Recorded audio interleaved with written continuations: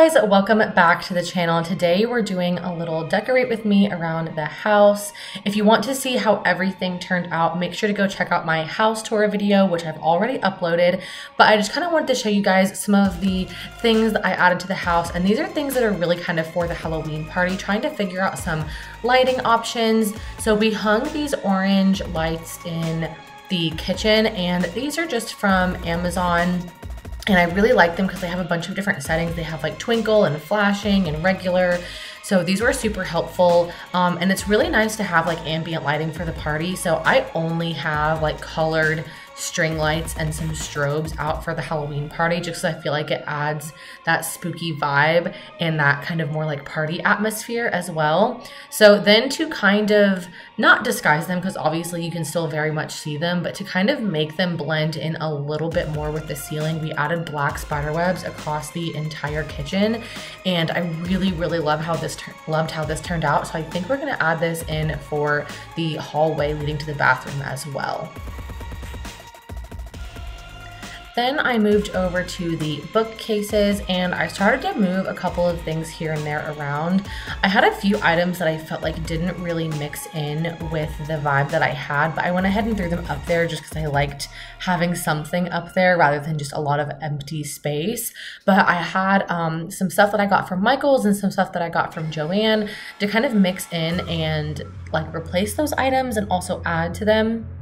So I had this really cute spooky vase that I added in, and I also got these two black jack-o'-lanterns, which I definitely feel like match the vibe way more than these orange ones. And then I ended up moving the orange ones over to my Hocus Pocus display, which is like all orange and black, because I just feel like that blended in a lot better. And like I said, these black jack-o'-lanterns just fit the vibe of my haunted apothecary bookshelf so much better.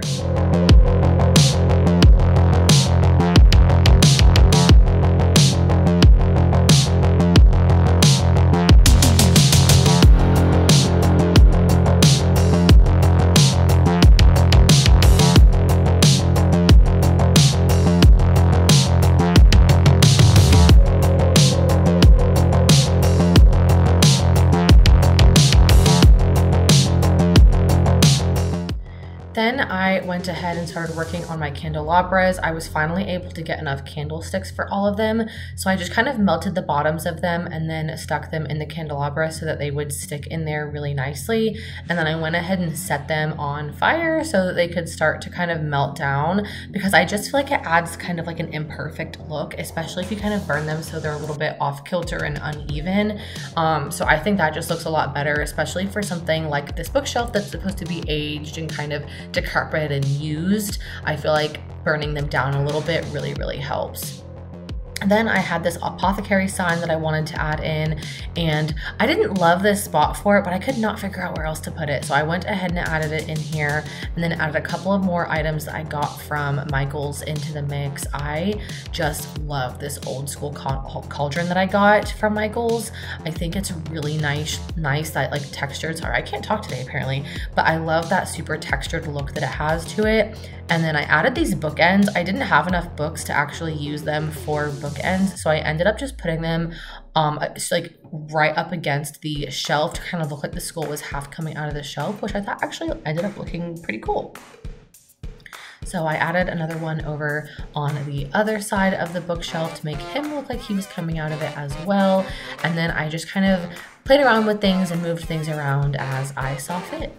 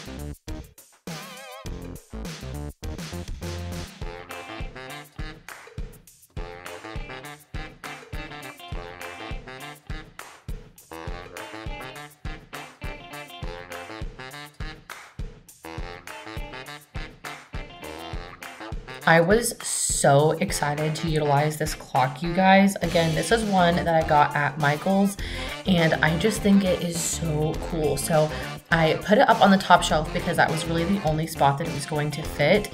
And then I put Spanish moss inside all of the shelves, again, because I'm going for that super old and moldy and overrun kind of vibe.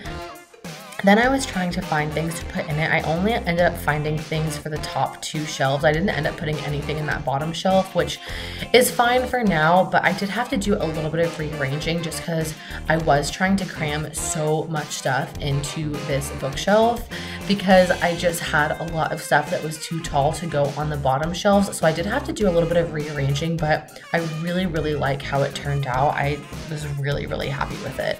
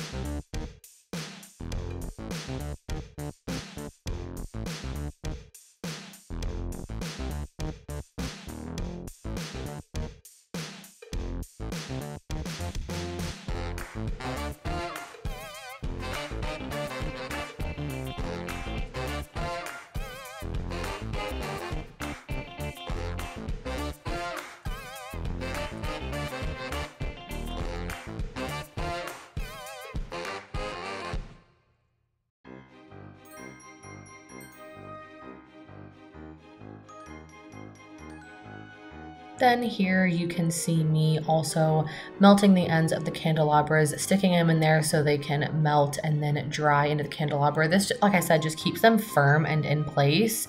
And then I went ahead and lighted the wicks at the top so they can burn for a little while. And I blew them out one by one. I didn't blow them out all at the same time, again, so they have that kind of like unevenly burnt look, and they're not too perfect for my haunted apothecary.